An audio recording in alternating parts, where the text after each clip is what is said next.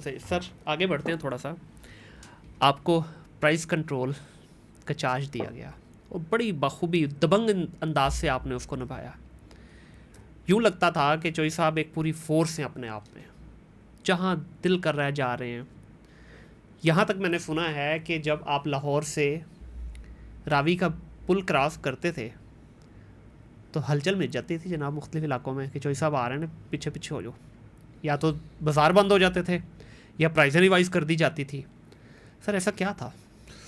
Threat था, बदमाशी थी इसके पीछे, या जनरल तौर पे आपने कोशिश की इस चीज़ को सही करने के लिए? अच्छा देखिए, मैं सुबह 9 बजे से रात 12 बजे तक बाज़ार में होता था। ठीक है। मैंने तो उस दौरान कोई दूसरा काम नहीं किया, सही। क्योंकि मैं ख़ुद दुकानदार था और दुकानदार को पता होता है कि हम कहाँ पे बेईमानी करते हैं। बिल्कुल सही।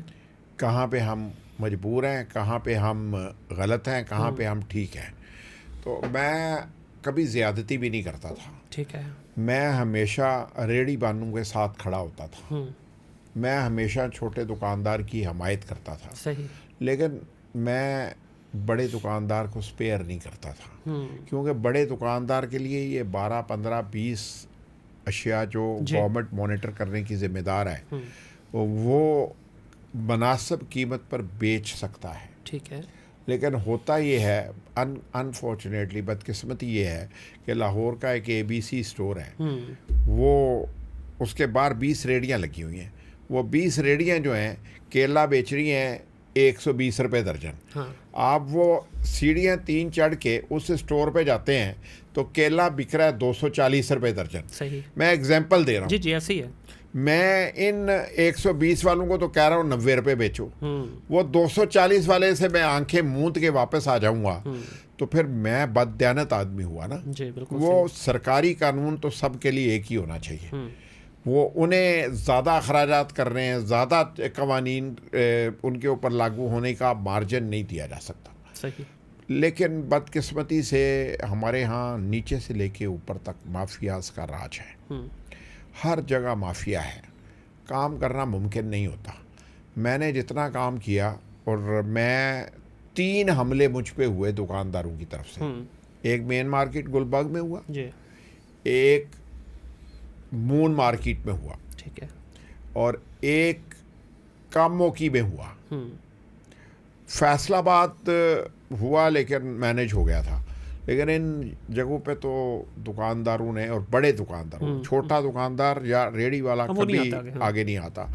इन बड़े दुकानदारों ने, मैं मून मार्केट गया तो वो चिकन बेच रहे थे, मैं एग्जांपल देने लगा हूँ। मैंने उनके फ्रीज़र खोले तो प्राइसें पूछी, चिकन देखे, जिंदा चिकन देखा, तो वो जो सरकारी कीमत थी उससे कोई 20 रुपये, 25 रुपये, 30 रुपये ज़्यादा बेच रहा था। सही। तो मैंने उसकी सफाई को देखा, क्लीनेक्स को देखा।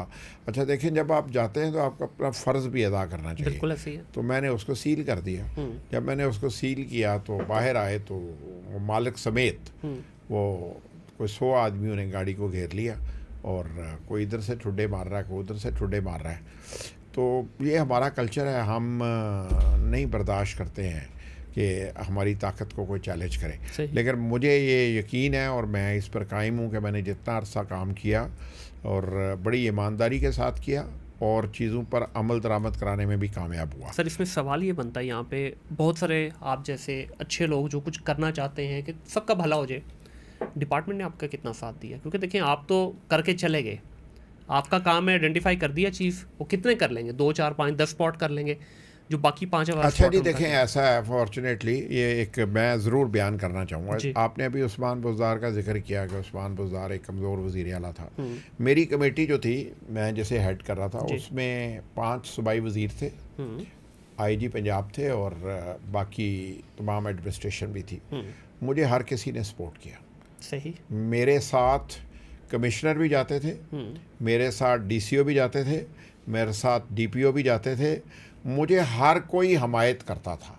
उन्हें पता था कि मुकम्मल ईमानदारी के साथ काम हो रहा है। सही। कोई फेवरेटिज्म नहीं है। ठीक है। कहीं पे एक दूसरे को यानी पिन पॉइंट करके छापा नहीं मारा जाता था।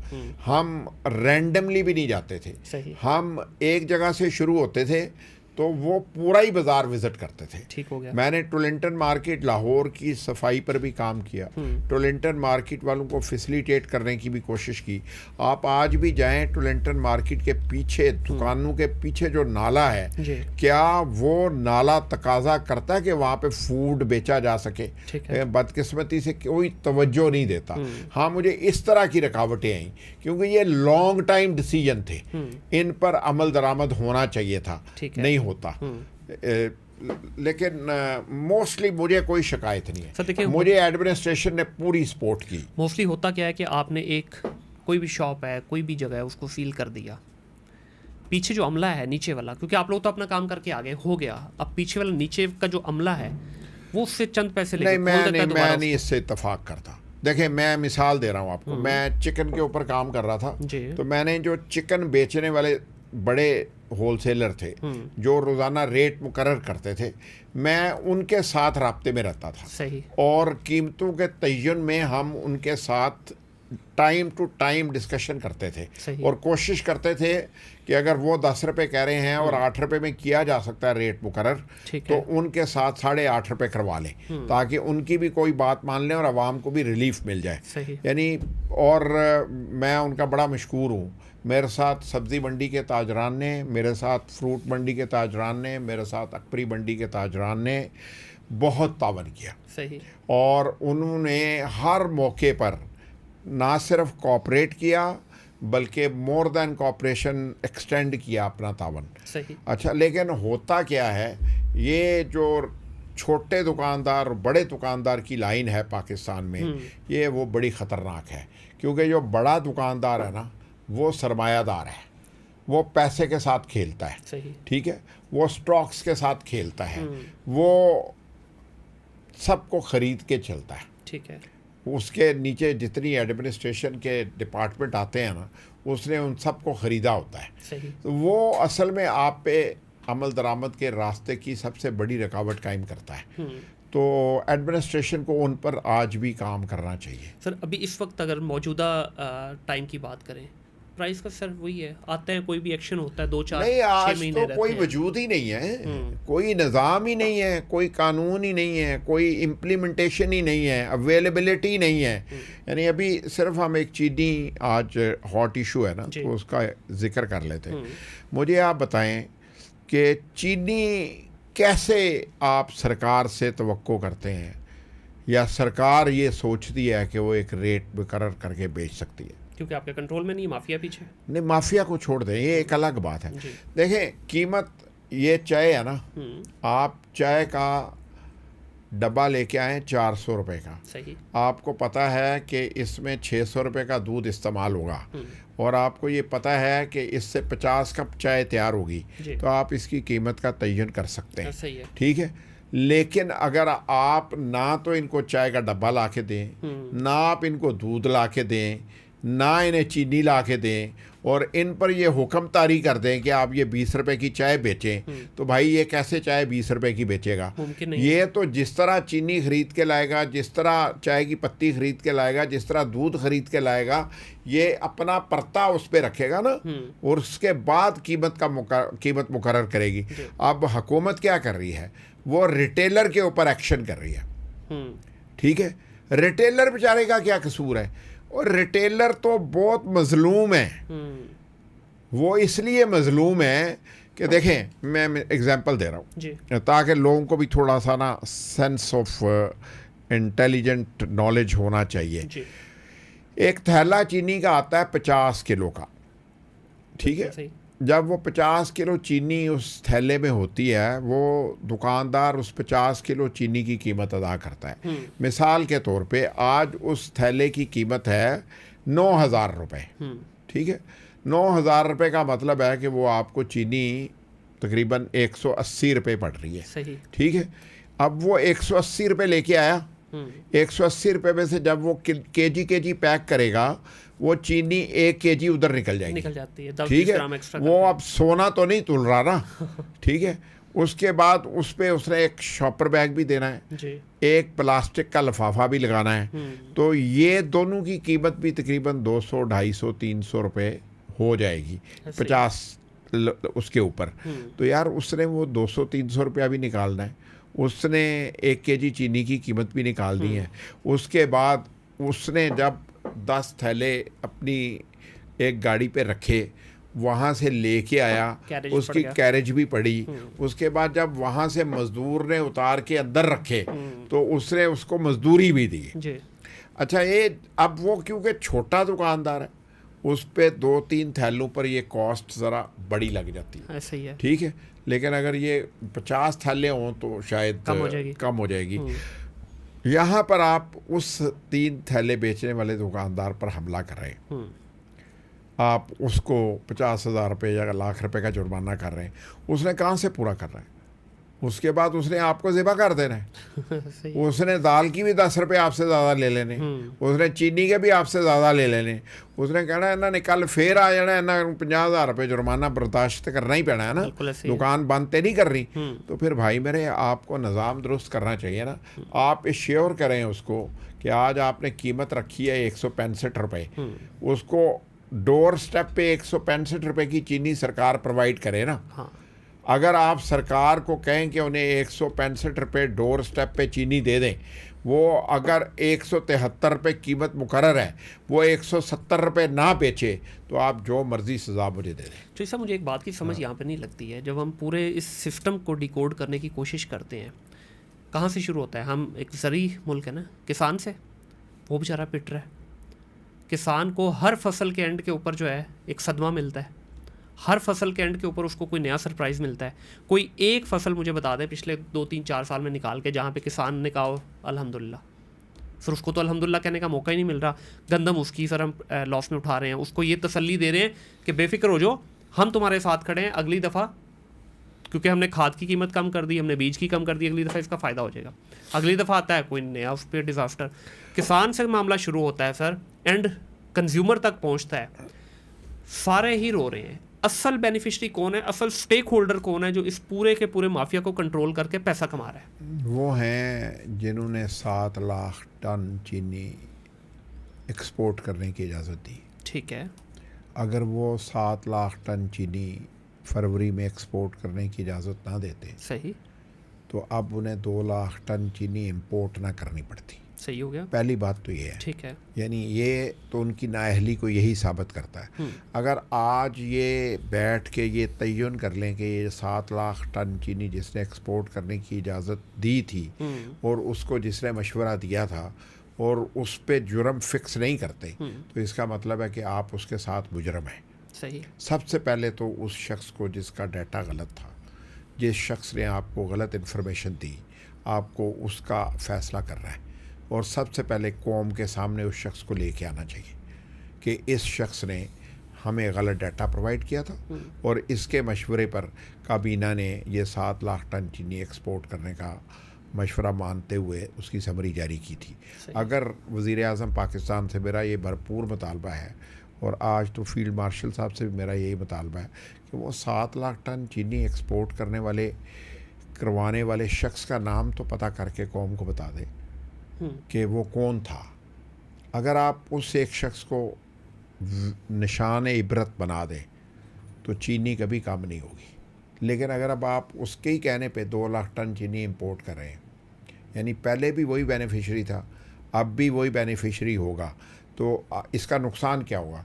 देखें, सिंध की मिलें हिस्टोरिकली 15 अक्टूबर को काम करना शुरू कर देती थी। अब आप वो 15 अक्टूबर की नवंबर लेके हुए हैं, सही, ठीक है। उसका नुकसान क्या होता है? जो यानी पता नहीं लोग क्यों नहीं सोचते, जो गन्ने की फसल देर तक पड़ी रहेगी, गन्ना ड्राई होता चला जाएगा, वो भी मिल वाले का फ़ायदा, किसान का नुकसान, ठीक है। और तब तक उसके गोदाम खाली होना शुरू हो जाते हैं, तो वो प्राइस शॉर्टेज की तरफ जानी शुरू हो जाती है। अच्छा, दूसरा हमारे यहाँ निज़ाम मिलों का भी बहुत अजीबोगरीब है, और उसमें हर बंदा अपने आप को जल्दी से जल्दी, असल में निज़ाम नहीं है, बुनियादी बात यह है। मिलों ने इस वक्त मई में जून की चीनी बेची 165 रुपये, जुलाई की चीनी बेची 173 रुपये, अगस्त की चीनी बेची 178 रुपये, सितंबर की चीनी बेची 188 रुपये, सही। ठीक है। अच्छा, अब मिलें तो अपना माल बेच चुकी। आज आपने मिल्लू के ऊपर क्लेम कर रहे हैं कि आपने 19 लाख टन चीनी पर कब्जा कर लिया। आप मिल्लू की चीनी पर तो कब्जा ही नहीं किया आपने। ठीक हो गया, बिल्कुल सही। आपने तो कब्जा किया जिनसे मिल्लू ने चीनी जिन्हें बेच दी है। मिल ने तो पैसे ले चुकी। सही। चीनी मेरी है, आपकी है, इनकी है। हम तीनों आगे उनके होलसेलर हो सकते हैं, डीलर हो सकते हैं, एजेंट हो सकते हैं, माफिया हो सकते हैं, व्हाट एवर इज। ठीक है। अब हमारे पैसे भी शुगर मिल के पास पड़े हुए, हमारी चीनी भी शुगर मिल के पास है। शुगर मिल वाला भी सुबह रोज़ फ़ोन करता है, माल चुक लो भाई। ठीक है, उन्होंने पता है तुम 165 रुपये तू वध बेचनी नहीं। हाँ। ठीक है, तो वो रोज़ कहता टेलीफोन करके माल चुक लो। तो वो चुक के कितने लैके जाए। तो भाई मेरे, आप उसके बाद आपने मिल्लू को एक इजाज़त साथ और दे दी है कि आप कमर्शियल चीनी जिस तरह मर्जी बेच दे। सही। अब इसका मतलब ये हुआ कि मुल्क में 80% कंजम्पशन तो आपको पता है कमर्शियल है, 20% सिर्फ सार्फिन के लिए ऐसे है। ही है, बिल्कुल ऐसे। तो यार आप 20% सार्फिन को चीनी नहीं प्रोवाइड कर सकते। अच्छा जोई साहब, ये तो दो चीज़ें होगी ना, गंदम और चीनी हमेशा। अच्छा, मैं गंदम पर मैं गुफ्तगू करना चाहता हूँ। देखिए, गंदम अगर 2023 में 4000 रुपये ना होती बात, जी, तो ये किसान 2024 में मार ना खाता। ठीक है, असल में आवे का आवा बिगड़ा हुआ है। ऐसे ही। ठीक है, किसान ने 2200-2500 की गंदम 2023 में 4000 में बेची। उसने भी अगले 3 साल का नफ़ा कमा लिया। सही है। ठीक है, जब उसने अगले 3 साल का नाजायज़ मुनाफा कमाया तो 2024 में से पे ऑफ करना पड़ गया।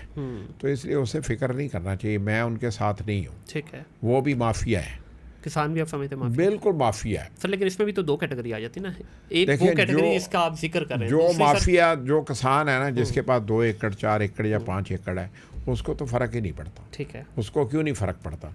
वो गंदम अपनी ज़रूरत के लिए उगाता है। ठीक है, उसका पड़ोला आज भी गंदम से फुल होगा। सही। वो गंदम से अपना साल चलाता है। ठीक है, उसको कोई नुकसान नहीं हुआ। नुकसान किन को है? जिनको नफ़े में नुकसान हो गया है। लेकिन जैसे साहब देखें, दो चीज़ों को निकाल देना, ये बड़ी है ना, क्योंकि इनकी हमेशा डिस्कशन नहीं, उसके बाद आलू पे भी होती है। सर देखिए, आलू अगले 1 साल 250-300 रुपये हो जाता है, अगले साल 10 रुपये का सड़कों में पड़ा होता है। सर ये सारी चीज़ें, अभी भिंडी है आजकल सीजन तो भाई, साइंटिफिक साइंस ये कहती है कि मुल्क में डाटाबेस प्रोडक्शन होनी चाहिए। बिल्कुल ऐसे। अगर आप डाटाबेस प्रोडक्शन नहीं करवाते हैं, अपने किसान को अवेयरनेस नहीं देते हैं, उसके मुताबिक फैसिलिटेशन नहीं देते हैं, नई टेक्नोलॉजी से मुतारफ़ नहीं करवाते हैं, अपने एग्रीकल्चर को मॉडरेट नहीं करते हैं और किसान को कॉरपोरेट कल्टीवेशन की आदत नहीं डालते हैं, उसे नहीं बताते हैं कि दुनिया में कहाँ। आज दुनिया को ग्लोबल विलेज इसलिए नहीं कहा जाता कि मुझे और आपको सैर करने की इजाज़त है, नहीं। वो ग्लोबल विलेज इसलिए है कि अगर मुझे ये पता है कि चीनी ब्राज़ील से रॉ शपल, अच्छा, प्रोसेस चीनी ख़रीदने की ज़रूरत नहीं है। पाकिस्तान में प्रोसेस करने की मिलें होनी चाहिए जी। आप दुनिया से रॉ शुगर ख़रीदें और पाकिस्तान में ला के उसको प्रोसेस करें। आपको पता होना चाहिए कि आप वो प्रोसेस की हुई चीनी यहाँ से बेहतर बेच सकेंगे। और ये जो गन्ना, मैं तो कपास की फसल जिन लोगों ने तबाह बर्बाद की, वो इस मुल्क के पहले मुजरम हैं। ठीक है, उन्होंने पाकिस्तान की टेक्सटाइल इंडस्ट्री बर्बाद की, उन्होंने पाकिस्तान की सबसे ज़्यादा कीमती फसल को तबाह बर्बाद कर दिया और उसकी जगह साल में एक फसल गन्ने की लेने का आदी बना दिया और आपने शुगर मिलें लगा दी। यार कौन सी क़यामत आ जाती है अगर आप रॉ शुगर मिल बाहर से ख़रीदते और पाकिस्तान में प्रोसेस शुगर मिलें, शुगर प्रोसेस करने वाली लगाते हैं और हर साल आपको पता होता दुनिया में कि इतनी शुगर आपको चाहिए, आप इम्पोर्ट करते हैं, इम्पोर्ट करके अपनी शुगर लेते और 4 गुना महंगी कपास एक्सपोर्ट करते हैं। ठीक है, और मंडियों तक पहुंचते 1 लाख यानी 100,000 अगर आप इससे खर्च कर रहे हैं तो आप 400,000 अर्न कर रहे हैं। लेकिन इसके लिए ब्रेन की ज़रूरत है। ठीक है, और हम brainless people of Pakistan, salute to them. बस मैं कुछ नहीं कह सकता। सर इस पर तो बड़ी लंबी डिबेट हो जाएगी। सर लास्ट है जी, मीडिया की तरफ आते हैं। आपकी जहाँ इतनी सारी चीज़ों का जिक्र किया है, मीडिया के अंदर भी माशाल्लाह आपने अच्छे झंडे गाड़े। आप पाकिस्तान के उन चंद शुरू के लोगों में से हैं जिन्होंने डिजिटल की बात की। ये ट्रेडिशनल कन्वेंशनल हमारे जो मीडिया हाउसेस थे जो कि सालों साल से चलते आ रहे थे, आपने वहाँ पे सर एक नया बीज बोया जिसको सोशल मीडिया आज का कहा जा रहा है।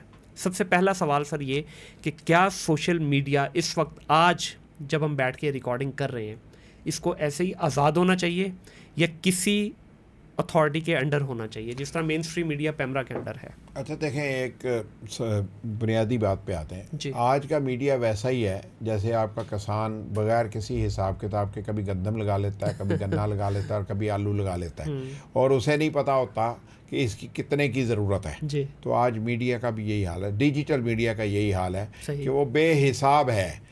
किसी के पास कंटेंट नहीं है, किसी के पास एक्सपर्टीज़ नहीं है, लेकिन वो कारोबार कर रहे हैं, ठीक है, और वो यूट्यूब और मुख्तलिफ काम कर रहे हैं जो कौम की तबाही और बर्बादी का दास्तान रकम कर रहे हैं। तो लिहाजा मैं आपके सवाल का जवाब है इसी में कि रूल्स एंड रेगुलेशन होने चाहिए और अपने मुल्क के कल्चर के मुताबिक होने चाहिए। पूरी दुनिया में कोई रियासत अपने मुल्क की ज़रूरतों के ख़िलाफ़ काम नहीं करने देती।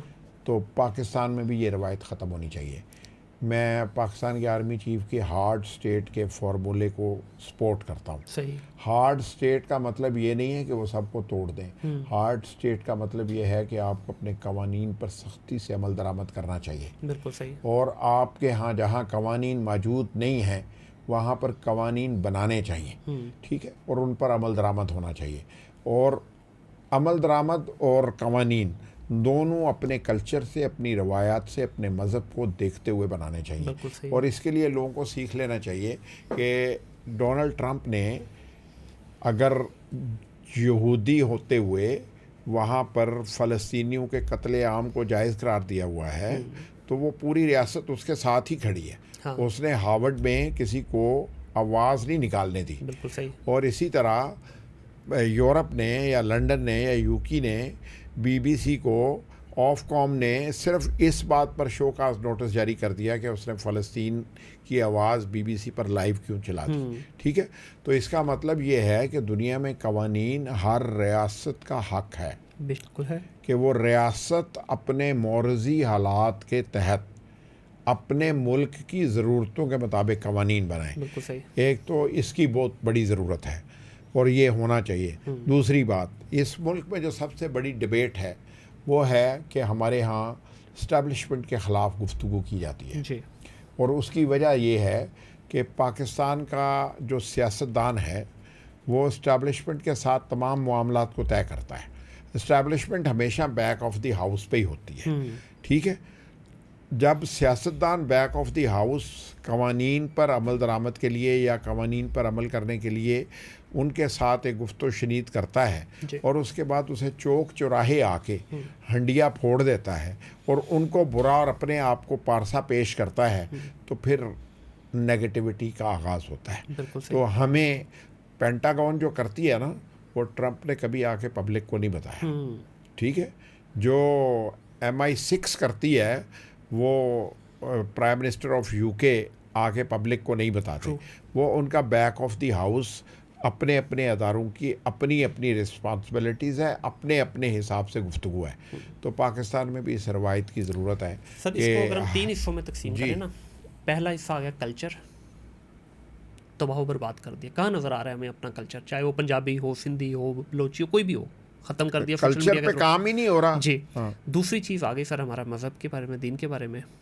देख लीजिए आज मिंबर रसूल से जो बात की जाती थी, आज वो इन माइक्स और इन कैमरास के सामने बैठ के किस किस तरह के इंतशार फैलाया जा रहा है। वो व्यूज़ के नाम पर, जी सर, डॉलर्स के नाम पर, जी सर, दीन को जिस तरह बेचा जा रहा है, ये बड़ी बदकिस्मती है। कभी हमने सोचा था सर कि मिंबर रसूल की बात कमर्शियल हो जाएगी? नौज़ुबिल्लाह। आज नबी पाक सल्लल्लाहु अलैहि वसल्लम ने औलाद और माल को फितना करार दिया था। बिल्कुल। बस फिर आप तो तीसरी सर फाइनल चीज़ रहेगी फिर रियासत। देख लीजिए क्या क्या हो रहा है। तो जैसे हम हैं वैसी सियासत हम कर रहे हैं। बिल्कुल ऐसे ही। हाँ, तो इसलिए नतीजा वही होगा जो हमारी करतूतें हैं उसके मुताबिक। सर तो मेन हमें स्ट्रीम किसी मीडिया, से शिकायत नहीं करनी हाँ चाहिए। बिल्कुल ऐसे। सबसे पहले तो अपने गिरबान का मैं तो कहता हूँ रोज़ ऊपर वाला बटन खोल के मेन अंदर झांकने स्ट्रीम की जरूरत मीडिया है। जो है ना, ऑनेस्टली स्पीकिंग, अब बहुत शानदार हो गया है। ठीक है मेन स्ट्रीम मीडिया ऐसा ही होना चाहिए। सर, लेकिन कहते मेन हैं स्ट्रीम मीडिया पर तब तक खबर नहीं आनी चाहिए जब तक वो 100% अथेंटिक ना हो। बिल्कुल ऐसे ही सर, लेकिन पहले होता था मेरा ज़ाहिर है। ये सॉरी, जी जी जी जी प्लीज़। ये रेड अलर्ट और ब्रेकिंग न्यूज़ जो है ना, इसने इस कौम को ज़हनी बीमार कर दिया। हाँ तो ये मेन स्ट्रीम मीडिया का काम नहीं था। सही। लेकिन मेन स्ट्रीम मीडिया ऑनवर्ड्स 2000 यही काम कर रहा था। तो इससे पहले ऐसा होता था ना कि आप बेहतर बता सकेंगे कि एक खबर आई, ऑन ग्राउंड बंदे ने खबर दी, वो जब पब्लिश होती थी कम से कम 5 हाथों से निकल के वेरिफिकेशन के बाद लगती थी। अब क्या हो रहा है, इधर रिपोर्टर साहब खड़े हैं ऑन ग्राउंड, कोई तस्दीक नहीं, सीधा चढ़ाया टिकर ला देती। मैं कोट करता हूँ यूएसए, यूरोप और यूके को। जी जी। एक इलाका है, वहाँ पे मर्डर हो गया है, किसी टीवी चैनल पर वो खबर नज़र नहीं आएगी। सही। वो खबर उस वक़्त नज़र आएगी जब पुलिस वो खबर जारी करेगी। स्टेक होल्डर है ना पुलिस उसकी। स्टेक होल्डर है। और उन स्टेक होल्डर के अलावा भी एक बात है, वो इलाके में अनरेस्ट नहीं पैदा करना चाहते। बिल्कुल सही, बिल्कुल सही। वो उतने एरिया को कार्डन ऑफ करती है और कोशिश करती है कि बाकी लोग पैनिक ना हो। जी। हमारे यहाँ तो हवाई फायरिंग होती है ना, तो वो टीवी पे चल रही होती है, गुलबर्ग के फलां घर के बाहर हवाई फायरिंग हो रही है। तो यानी वो बेचारे गुलबर्ग के लोगों का तो जीना हराम हो गया ना। उनको तो नहीं पता चलता, अब वो तो बेचारे गए, उनकी तो रात की नींद उड़ गई। तो मेरा ख्याल है कि हमें भी मेन स्ट्रीम मीडिया को भी रूल्स एंड रेगुलेशंस के ऊपर अमल दरामद करना चाहिए। और कुछ चीज़ें ऐसी हैं जो रूल्स एंड रेगुलेशंस में नहीं होती, अखलाकियात में होती हैं, और उन अखलाकियात को अडॉप्ट करना चाहिए। और कुछ नहीं फ़र्क पड़ता, चीज़ें बेहतर हो जाती हैं। हमारे यहाँ बड़े इंटेलिजेंट लोग हैं, मीडिया में बड़े अच्छे लोग हैं, और वो बेहतर काम करना चाहते हैं और बेहतर काम करने की कोशिश भी करते हैं। तो मेरा ख़्याल है कि उन्हें करना चाहिए। और ये जो हमारी सहाफ़ती तंजीमें हैं, तमाम ही लोगों को बैठ के किसी एक प्लेटफॉर्म पे ये फ़ैसला करना चाहिए कि जहां हम अखलाकियात के बग़ैर आगे बढ़ रहे हैं और हम जर्नलिस्ट की बका के लिए कवानीन बनवाने की कोशिश करते हैं, उसको आसूदगी देने के लिए कोशिश करते हैं, वहाँ हम एक अपना पैरामीटर भी मुकर्रर करें कि कोई टीवी, कोई अखबार इस अखलाकियात से बाहर नहीं निकलेगा, और कोई ऐसी ख़बर जिससे मुआशरे पर मनफी असरात पड़ते हों वो नहीं नशर करेगा।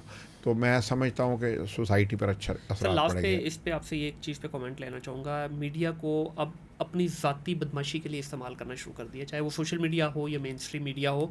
कोई सहाफ़ी है, कोई रिपोर्टर है, कोई कैमरा मैन है, कोई स्पोर्ट्स स्टाफ है, कोई भी है, उसने अपनी गाड़ी पे भी बैज लगाया हुआ है मीडिया या प्रेस का, ठीक है, जेब में भी वो कार्ड लेके घूम रहा है। कोई उसको पुलिस वाला रोक ले या कोई भी कानून उसको रोकने की कोशिश करता है, ये एक आम शख्स के साथ अगर उसकी लड़ाई हो जाती है कहीं पे, वो सबसे पहले इस चीज़ का वज़न डालता है जनाब कि मैं मीडिया में हूँ। मैं 1996 से कॉलम लिख रहा हूँ जी, मुख्तलिफ़ अखबारात में लिखता भी रहा। मेरे पास आज तक कोई कॉलम, कोई कार्ड नहीं है। और आप चलते फिरते कार्ड है? नहीं, मैं किसी को बताता ही नहीं हूँ। ठीक है। मेरी कोशिश होती है कि मैं मेरिट के ऊपर ही गुफ्तगू कर लूँ। मुझे भी पुलिस रोकती है, मुझे भी इशारे पे रोक लेती है, तो हम उनसे आर्गूमेंट ही करते हैं कि या अगर गलती हो तो गलती को मान लेते हैं। ठीक है। तो अगर वो कन्फ्यूजन का शिकार है तो उसकी कन्फ्यूजन को दूर कर देते हैं। मेरा ख्याल है ये मेरी 5 फुट 10 इंच की ज़िम्मेदारी है। तो ये कल्चर मौजूद है और इसकी डेफिनेटली रोकथाम होनी चाहिए। बिल्कुल सर। लास्ट पे कॉलम की आपने बात की, बड़े दबंग किस्म के कॉलम लिखते हैं, और आपके कॉलम के अंदर जो सबसे ज़्यादा जो झलक नज़र आती है ना, लाहौर कूट कूट के भरा हुआ है आपके कॉलम। हाँ, मैं इश्क लाहौर का मरीज़ हूँ। ठीक है।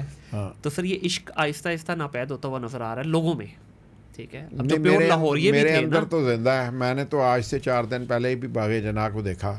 बागे जना की मैंने वो तस्वीरें बनाई हैं जो मेरे भी वहम गमान में नहीं थी। सर तकलीफ नहीं होती ये देख के कि होती है?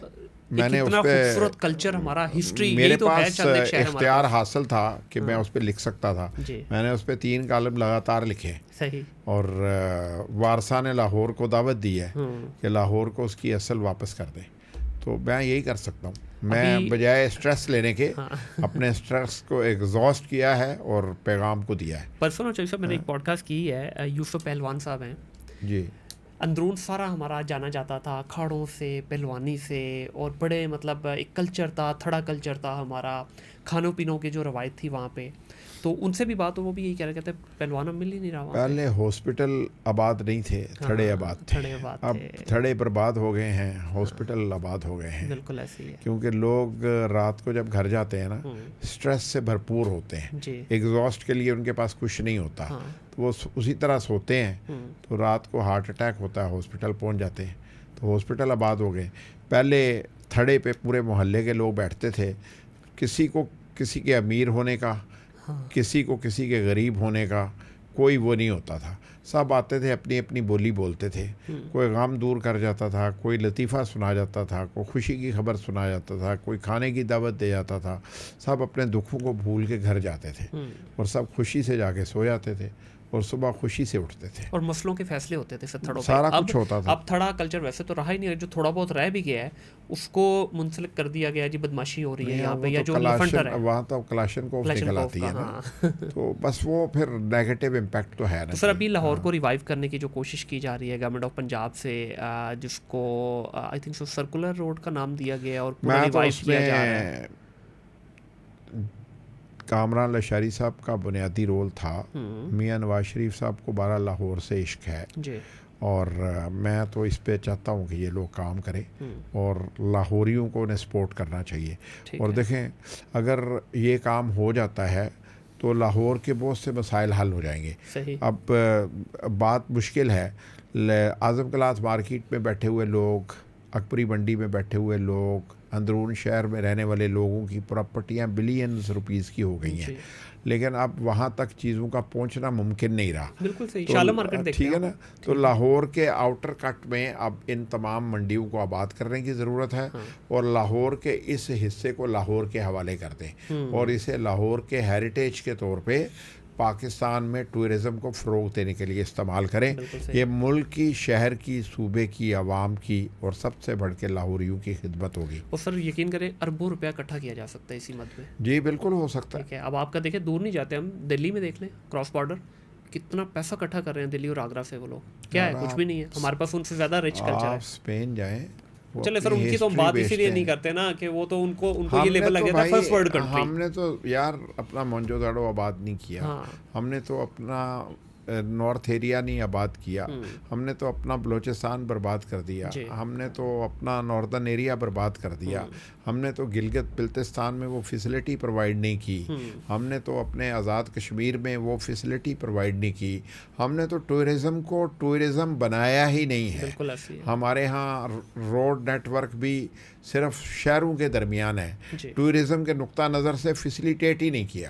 तो अभी ये जो सवात में पिछले वाक़या हुआ, ये नाअहली की वजह है ना, कि आपने लोगों को फैसिलिटेट नहीं किया है, अवेयरनेस क्रिएट नहीं करते हैं, वो सहूलतें नहीं देते हैं जो टूरिज़म के लिए ज़रूरी हैं। टूरिज़म सबसे बड़ी इंडस्ट्री है। अगर मैं जो रिलीजियस बात है ना उसको एक तरफ रख दीजिए, पाकिस्तान को सोचना चाहिए कि सऊदी अरेबिया, इराक और ईरान, ये तीनों रिलीजियस टूरिज़म से 100% सारा कुछ करते हैं। ऐसा ही है। और ये अपनी इकोनॉमी को इसके गिर्द ही घुमाते हैं। तो आप दुनिया की वो स्टेट हैं जिसे देखने के लिए दुनिया भर के लोग आ सकते हैं। आप उनको इस काबिल तो बनाएं। पाकिस्तान का को हमालिया इंडिया बुक करता है, आप लोग नहीं करते। ठीक है। तो जहाँ पे ये हाल हो, केटू को देखने के लिए दुनिया इंडिया से हेल्प ले और आप अपने फैसिलिटीज़ ना कर पाएँ तो फिर क्या होगा। तो ये मेरा ख्याल है कि हमें एज नेशन सोचने की ज़रूरत है। बिल्कुल ऐसी है। जैसे बहुत शुक्रिया आपका, बड़ी जामे गुफ्तगू की और ऑलमोस्ट हमने तकरीबन सारी चीज़ें कवर कर ली और बड़ा मज़ा आया आपसे गुफ्तगू करके। अच्छा लगता है जब कोई सामने बैठा हुआ शख्स जो है दिल से बातें कर रहा हो, क्योंकि फैब्रिकेटेड स्टोरीज़ तो सारे सुना जाते हैं, जी, सुना लेकिन दिल से निकली हुई बातें जो है ना वो लोगों तक पहुंचती भी हैं और लोगों को पसंद भी आती हैं। वंस अगेन बहुत शुक्रिया। बहुत शुक्रिया आपका जी, बहुत ही शुक्रिया बहुत आपका, शुक्रिया क्योंकि काफ़ी टाइम कंज्यूम हो गया। जी मैं सर। उम्मीद करता हूँ कि मैंने जो बोला दिल से बोला है, सर मुझे तो बहुत मज़ा आया और जेन्युइनली। लोगों को अगर मेरी कोई चीज़ ऐसी लगे जिससे वो इस शहर के लिए कुछ कर सकें, इस मुल्क के लिए कुछ कर सकें, तो मैं समझता हूँ यही कंट्रीब्यूशन। बिल्कुल ऐसे ही। और Thank you. आपने देखा भी होगा कि मैं खुद भी आपके साथ थ्रू आउट कनेक्ट रहा हूँ और मुझे बड़ा मज़ा आया है। बहुत शुक्रिया आपका, बहुत थैंक यू शुक्रिया वेरी जी। मच, थैंक आप यू। लोगों का भी बहुत शुक्रिया जी। इसमें कुछ बातें आपको कड़वी लगेंगी, क्योंकि सच्चाई पे बेस्ड जितनी भी गुफ्तगू होती है वो बहुत सारे लोगों के दिलों के अंदर जाके इस तरह से चुभती है कि उनको अच्छा नहीं लगता, लेकिन सच्चाई तो सच्चाई है, वो तो बयान हमने करनी ही करनी है। इस प्लेटफॉर्म का मेन मकसद भी यही है कि सच्चाई और हकीकत पे मबनी गुफ्तगू आप तक पहुँचे। अपना ख्याल रखिएगा, अपने इर्द गिर्द के माहौल को साफ़ रखिएगा। टिल देन, अल्लाह हाफिज़।